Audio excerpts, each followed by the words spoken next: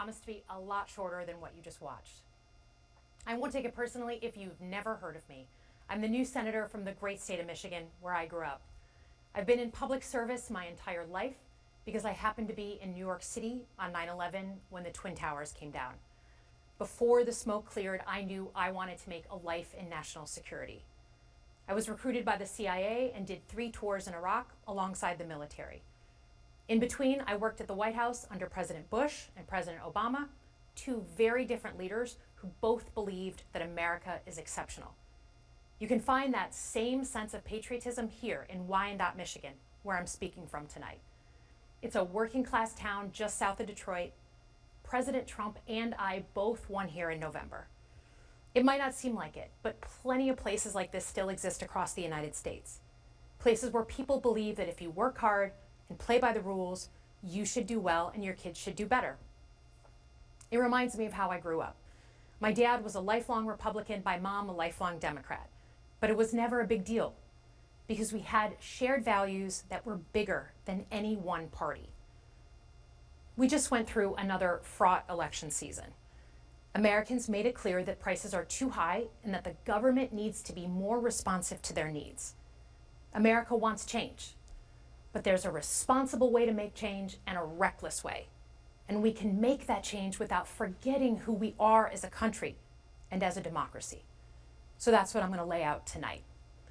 Because whether you're from Wyandotte or Wichita, most Americans share 3 core beliefs: that the middle class is the engine of our country, that strong national security protects us from harm, and that our democracy, no matter how messy, is unparalleled and worth fighting for. Let's start with the economy. Michigan literally invented the middle class, the revolutionary idea that you could work at an auto plant and afford the car you were building. That's the American dream. And in order to expand and protect the middle class, we have to do a few basic things. We need to bring down the price of things we spend the most money on: groceries, housing, healthcare. We need to make more things in America with good-paying union jobs and bring our supply chains back home from places like China. We need to give American businesses the certainty they need to invest and create the jobs of the future. And we need a tax system that's fair for people who don't happen to make $1 billion. Look, the president talked a big game on the economy, but it's always important to read the fine print. So, do his plans actually help Americans get ahead? Not even close. President Trump is trying to deliver an unprecedented giveaway to his billionaire friends. He's on the hunt to find trillions of dollars to pass along to the wealthiest in America. And to do that, he's going to make you pay in every part of your life. Grocery and home prices are going up, not down, and he hasn't laid out a credible plan to deal with either of those. His tariffs on allies like Canada will raise prices on energy, lumber, and cars, and start a trade war that will hurt manufacturing and farmers. Your premiums and prescriptions will cost more because the math on his proposals doesn't work without going after your health care.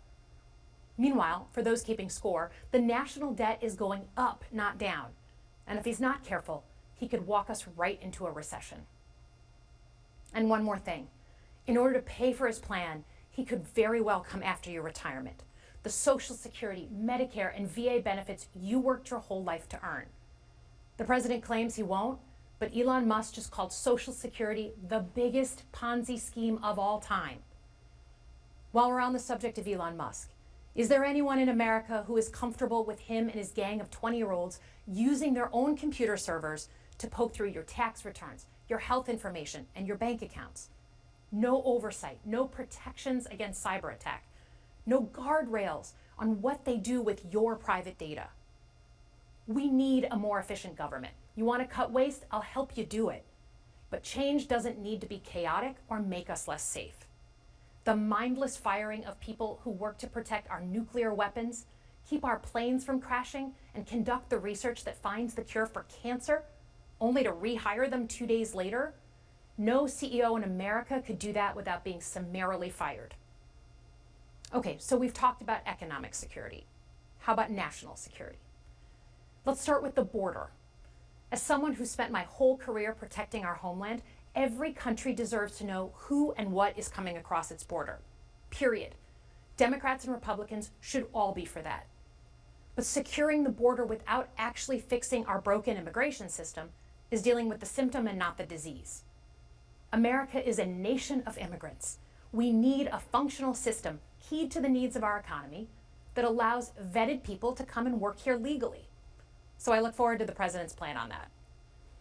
Because here's the thing, today's world is deeply interconnected. Migration, cyber threats, AI, environmental destruction, terrorism. One nation cannot face these issues alone. We need friends in all corners, and our safety depends on it.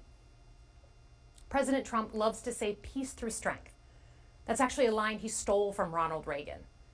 But let me tell you, after the spectacle that just took place in the Oval Office last week, Reagan must be rolling in his grave. We all want an end to the war in Ukraine, but Reagan understood that true strength required America to combine our military and economic might with moral clarity. And that scene in the Oval Office wasn't just a bad episode of reality TV. It summed up Trump's whole approach to the world. He believes in cozying up to dictators like Vladimir Putin and kicking our friends like the Canadians in the teeth. He sees American leadership as merely a series of real estate transactions. As a Cold War kid, I'm thankful it was Reagan and not Trump in office in the 1980s. Trump would have lost us the Cold War. Donald Trump's actions suggest that in his heart, he doesn't believe we're an exceptional nation. He clearly doesn't think we should lead the world. Look, America is not perfect, but I stand with the majority of Americans who believe we are still exceptional, unparalleled. And I would rather have American leadership over Chinese or Russian leadership any day of the week. Because for generations, America has offered something better. Our security and our prosperity, yes, but our democracy, our very system of government, has been the aspiration of the world. And right now, it's at risk.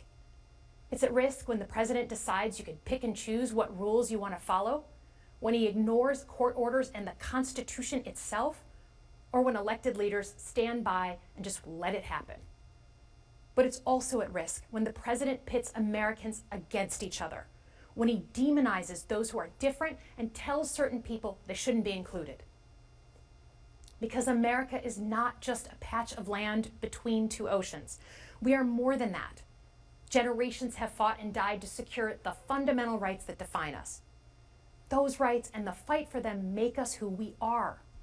We're a nation of strivers, risk takers, innovators, and we are never satisfied. That is America's superpower. And look, I've lived and worked in many countries. I've seen democracies flicker out. I've seen what life is like when a government is rigged. You can't open a business without paying off a corrupt official. You can't criticize the guys in charge without getting a knock at the door in the middle of the night. So as much as we need to make our government more responsive to our lives today, don't for one moment fool yourself that democracy isn't precious and worth saving. But how do we actually do that? I know a lot of you have been asking that question. First, don't tune out. It's easy to be exhausted, but America needs you now more than ever. If previous generations had not fought for this democracy, where would we be today? Second, hold your elected officials, including me, accountable. Watch how they're voting. Go to town halls and demand they take action. That's as American as apple pie. Third, organize. Pick just one issue you're passionate about and engage. And doom scrolling doesn't count. Join a group that cares about your issue and act. And if you can't find one, start one. Some of the most important movements in our history have come from the bottom up. In closing, we all know that our country is going through something right now. We're not sure what the next day is going to hold, let alone the next decade. But this isn't the first time we've experienced significant and tumultuous change as a country. I'm a student of history, and we've gone through periods of political instability before. And ultimately, we've chosen to keep changing this country for the better. But every single time, we've only gotten through those moments because of two things: engaged citizens and principled leaders. Engaged citizens who do a little bit more than they're used to doing to fight for the things that they care about, and principled leaders who are ready to receive the ball and do something about it. So thank you tonight for caring about your country, Just by watching, you qualify as engaged citizens. And I promise that I and my fellow Democrats will do everything in our power to be the principled leaders that you deserve. Good night, everyone.